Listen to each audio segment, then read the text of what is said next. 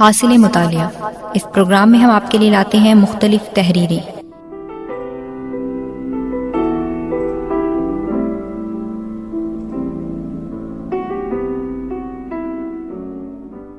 آج کی تحریر کا انتخاب ہم نے ماہنامہ صبرس یاد رفتگان نمبر سے کیا ہے، جو کہ مارچ 1987 میں شائع ہوا۔ اس کے مدیر ہیں خواجہ حمید الدین شاہد۔ ایک چراغ کتنی مشکل سے جلتا ہے، کیا کیا جتن کرنے پڑتے ہیں ایک دیے کو روشن کرنے کے لیے، لیکن علم کے چراغ تو بہت مشکل سے روشن ہوتے ہیں۔ ادب کے دیپ بڑی دقت سے جلتے ہیں۔ ادیب کا چراغ روشنی دینے کے قابل اس وقت ہوتا ہے جب اس کی زندگی کا تیل نکل نکل کر خشک ہونے لگتا ہے، جب وہ اپنی جان جلا کر ادھمواں ہو جاتا ہے۔ دوسروں کو روشنی دینے کے لیے وہ اپنی زندگی کو تاریک کر لیتا ہے۔ دنیا میں اجالا پھیلانے کے لیے وہ پہلے اپنے من میں اجالا کرتا ہے، مگر اسے اپنے تن کو جلانا پڑتا ہے۔ ادب کے چراغ جلانا آسان کام نہیں۔ یہ گھی کے چراغ پہلے سوزے دروں کی منزل سے گزرتے ہیں، کرب ذات کی آگ میں جھلستے ہیں، خود آگہی کی کڑی دھوپ میں تپتے ہیں، مصائب کے صحرا میں آبلا پائی برداشت کرتے ہیں، پھر کہیں جا کر تہذیب کے نخلستان میں پہنچتے ہیں اور دانش کے حروف اجاگر کرتے ہیں۔ علم کے ایک چراغ کا بجھنا کتنا بڑا حادثہ ہے، ادب کے ایک دیے کا ٹھنڈا ہو جانا کتنا بڑا سانحہ ہے۔ اس کا اندازہ چشم بینا ہی کر سکتی ہے۔ اس خسارے کو سمجھنے کے لیے بصارت ہی کی نہیں، بصیرت کی بھی ضرورت ہے۔ زندگی کو رعنائی اور کائنات کو حسن بخشنے والا خاموش ہو جاتا ہے تو دنیا میں سناٹا چھا جاتا ہے۔ تہذیب و دانش کو نئی جہتیں عطا کرنے والا سو جاتا ہے تو اس جہان آب و گل میں موت کی تاریکی چھا جاتی ہے۔ حکمت و دانائی کے حروف روشن کرنے والے قلم کار کا قلم جب رک جاتا ہے تو اس کرۂ ارض کی رفتار دھیمی پڑ جاتی ہے۔ انسان میں اعلیٰ اقدار سے محبت پیدا کرنے والا فنکار جب تھک کر پردہ کر لیتا ہے تو خیر کی طاقتیں مزمحل ہو جاتی ہیں۔ علم و ادب کے چراغ بجھتے جا رہے ہیں۔ ایک چراغ بجھا، دوسرا بجھا، دیکھتے ہی دیکھتے چراغ گل ہو گئے۔ پچھلے چند برسوں میں ہم ان گنت دیوں کی روشنی سے محروم ہو گئے۔ کتنے اجالے ہم سے چھن گئے، روشنی کے کتنے مینار گر گئے اور ہم روشن راہوں کے بجائے تاریک راستوں میں بھٹکنے کے لیے رہ گئے۔ ہم نے تمہاری قدر نہ کی، ہم نے تمہارا احسان نہ مانا، ہم نے تمہاری دین کو نہ سمجھا، تمہارے فیض کو نہ جانا۔ تم ہم سے روٹھ گئے، شاید مایوس ہو گئے تھے۔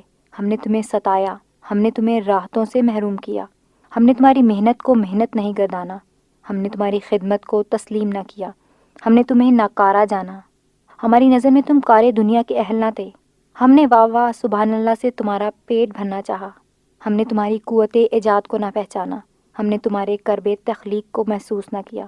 ہم نے ان اقدار کو پامال کیا جن کو حسن لفظ اور حسن عمل عطا کرنے کی کوشش میں تم نے اپنی جان کھپا دی، اپنی آسائشیں تج دیں، اپنی راحتیں چھوڑ دیں اور آخر اپنی زندگی گنوا دی۔ یہ احساس اور یہ اعتراف بعد از وقت ہے۔ دولت کے لٹ جانے کے بعد ہاتھ ملنے سے کیا ہوتا ہے، لیکن ناقدرے کم سمجھ یہی کیا کرتے ہیں۔ زندگی کے راز سے نا واقفوں کا یہی ڈھنگ ہوتا ہے، نادان دوستوں کا یہی شیوا ہے، محروم دانش لوگوں کا یہی شعار ہوتا ہے کہ وہ نہیں جانتے مگر جانتے ہیں کہ جانتے ہیں۔ تم چاہتے تھے کہ ہم جان لیں کہ ہم نہیں جانتے، کہ ہم نے نہ یہ جانا اور نہ تمہیں پہچانا۔ ہم نے تمہیں ہنسایا بھی، رونے کو ہنسایا۔ ہم نے تمہاری آؤ بھگت بھی کی تو اپنی تفریح تباہ کے لیے اور چند لمحوں کی ستائش کو تمہارا معاوضہ کہہ کر فارغ ہوئے۔ تم سچ بولے تو ہمیں کڑوا لگا، تم نے حقیقت کو واشگاف کیا تو ہم نے آنکھیں بند کر لیں، تم نے بدی کو پھٹکارا تو ہم نے کانوں میں انگلیاں دے لیں، تم نے نیکی کی اہمیت جتائی تو ہماری کوتاہ بینی آڑے آ گئی، تم نے بے باکی دکھائی تو ہم نے بزدلی سے اس کو پسپا کیا، تم نے شرافت کی قسم کھائی تو ہماری سماعت پر بار ہوئی۔ ہم تمہارے احسان مند ہیں کہ تم نے ہمارے دل میں گداز پیدا کیا، ہمیں حسن کے معنی سمجھائے، ہمیں قرب وابستگی سے آشنا کیا، محبت کی آگ ہمارے من میں روشن کی، صداقت کے لیے سوزے دل کی تپش ہمیں بخشی۔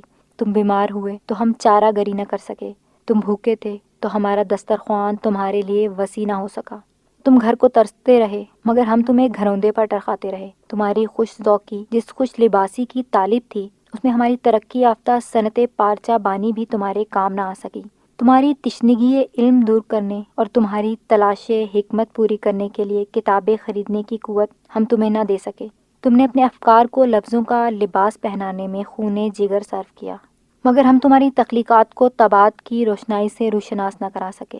ہم اپنی خطائیں مانتے ہیں، ہم اپنی کوتاہیاں تسلیم کرتے ہیں، ہم اپنی زیادتیوں کے معترف ہیں، لیکن اے بزرگوں، اے محسنوں، ہم اعتراف خطا کے ساتھ ساتھ احساس زیاں بھی رکھتے ہیں جو تمہاری زندگی میں تو نہ ہو سکا، مگر اب تمہارا جسمانی وجود محو ہو چکا ہے، اب کہ تمہارا قلم تمہارے ساتھ جا چکا ہے، اب کہ ہم تمہیں دیکھ نہیں سکتے، تمہارے افکار روشن ہو چکے ہیں، تمہارے فن کی چمک ہم کم نظروں تک پہنچ چکی ہے۔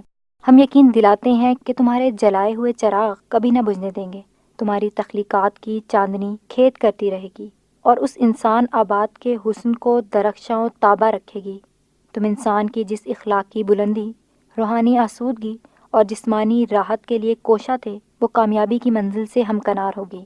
تمہارے فکر و فن کا آب حیات تمہارے ہم نفسوں کے اس آباد و ویرانے کو امن و راحت کی حیات نو بخشتا رہے گا۔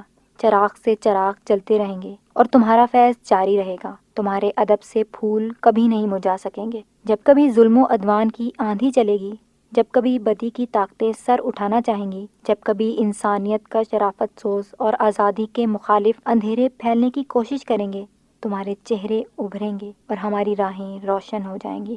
تحریر کا انتخاب ہم نے ماہنامہ صبرست یاد رفتگان نمبر سے کیا ہے، جو کہ مارچ 1987 میں شائع ہوا۔ اس تحریر کا عنوان ہے اے روشن میناروں۔ اس کے مدیر کا نام ہے خواجہ حمید الدین شاہد۔